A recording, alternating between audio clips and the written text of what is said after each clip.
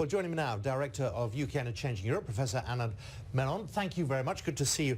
Laura Kunsberg, our political editor, has just tweeted that DExEU will close on January the 31st. So it's all steam ahead as far as this government is concerned.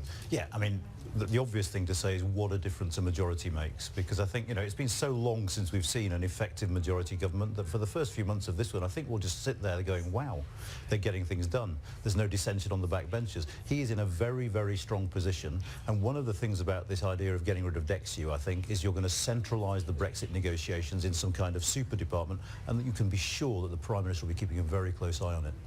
How will it work?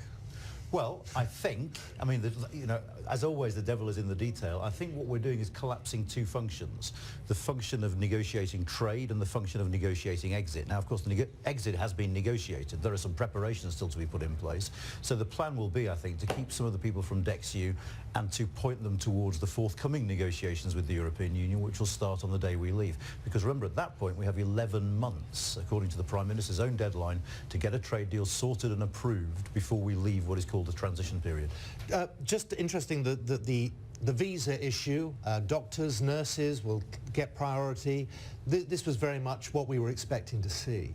Very much so, yes. And again, there are questions not over the politics of this, but over the implementation, which is to say Whitehall's going to have a very, very busy year.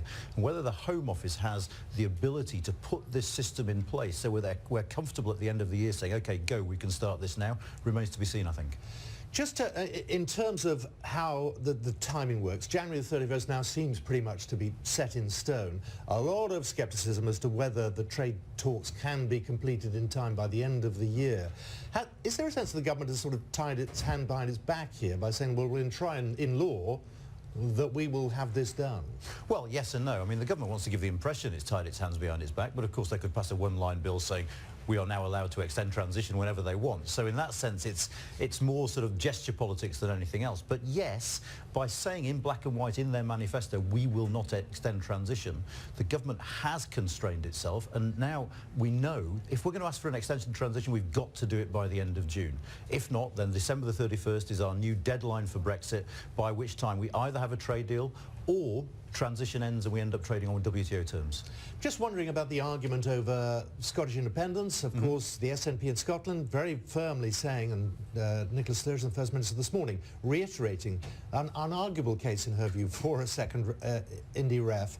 And does that complicate things for Boris Johnson in the short term here? In the short term, actually, no, I don't think it does, because he's made it quite clear he's not going to be willing to give a referendum to the Scots, and as long as that's his position, there's actually relatively little that Nicola Sturgeon can do. I don't think they're going to seriously consider doing some kind of indicative referendum that isn't real but will show how strong the Scots feel.